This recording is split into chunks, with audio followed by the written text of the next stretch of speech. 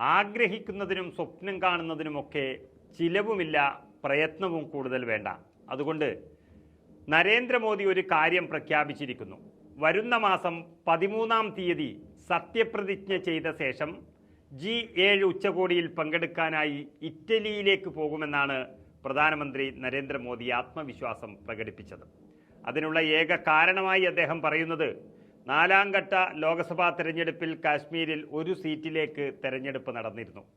ആ സീറ്റിൽ 67.71% പോളിംഗ് രേഖപ്പെടുത്തി എന്നുള്ളതാണ്.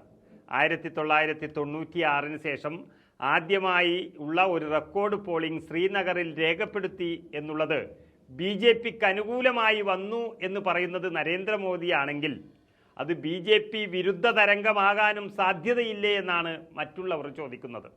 ഏതായാലും വേണ്ടില്ല, തൻ്റെ ആഗ്രഹം മോദി അങ്ങ് തുറന്നു പറഞ്ഞിരിക്കുന്നു. പുതിയ സർക്കാർ ജൂൺ 13-ന് സത്യപ്രതിജ്ഞ ചെയ്യുമെന്ന് ഒരു ഹിന്ദി വാർത്താ ചാനലിലാണ് പ്രധാനമന്ത്രി പ്രഖ്യാപിച്ചത്. പ്രതിജ്ഞ ചെയ്യുന്നത് മാത്രമല്ല, അതിനുശേഷം നടക്കുന്ന പരിപാടികളും അദ്ദേഹം അങ്ങോട്ട് പ്ലാൻ ചെയ്ത് കഴിഞ്ഞു. സത്യപ്രതിജ്ഞയ്ക്ക് ശേഷം G7 ഉച്ചകോടി ഇറ്റലിയിൽ നടക്കുകയാണ്. ആ ഉച്ചകോടിയിൽ പങ്കെടുക്കാൻ താൻ ഇറ്റലിയിലേക്ക് പോകുമെന്നാണ് മോദി പറഞ്ഞത്. കശ്മീരിൽ പോളിംഗ് ശതമാനം ഉയർന്നത് പുനഃസംഘടനയുടെ ഒരു വിജയമാണെന്നാണ് പ്രധാനമന്ത്രിക്ക് പറയാനുള്ള ഏക കാരണമായി ചൂണ്ടിക്കാണിക്കുന്നത്. അതിൻ്റെ ആവേശത്തിൽ മാത്രമാണ് വാരണാസിയിൽ പ്രധാനമന്ത്രി റോഡ് ഷോ പോലും നടത്തിയത്.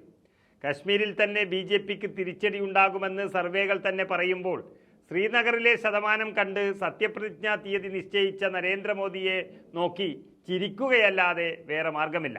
എന്നാൽ രാജ്യത്ത് തെരഞ്ഞെടുപ്പ് നടന്ന 4ാം ഘട്ടത്തിലും BJP പിന്നോട്ട് പോകുമെന്നൊരു സൂചനയാണ് പുറത്തുവരുന്നത്.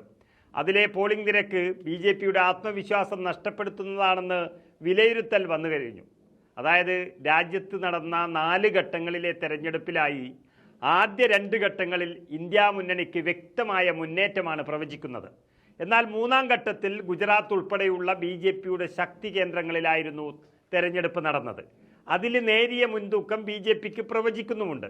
എന്നാൽ 4ാം ഘട്ടത്തിലും ഇന്ത്യ മുന്നണിയുടെ മുന്നേറ്റം പറയുമ്പോൾ നരേന്ദ്രമോദിയുടെ ഈ സ്വപ്നങ്ങൾ പൂവണിയാൻ ഒരു സാധ്യതയുമില്ല എന്ന് തന്നെ പറയേണ്ടി വരും. ഏതായാലും സ്വപ്നമായതുകൊണ്ട് 13-ാം തീയതി സത്യപ്രതിജ്ഞ ചെയ്യാൻ കഴിഞ്ഞില്ലെങ്കിലും ഇറ്റലിയിലേക്ക് വേണമെങ്കിൽ ഒന്ന് പോയി വരാം.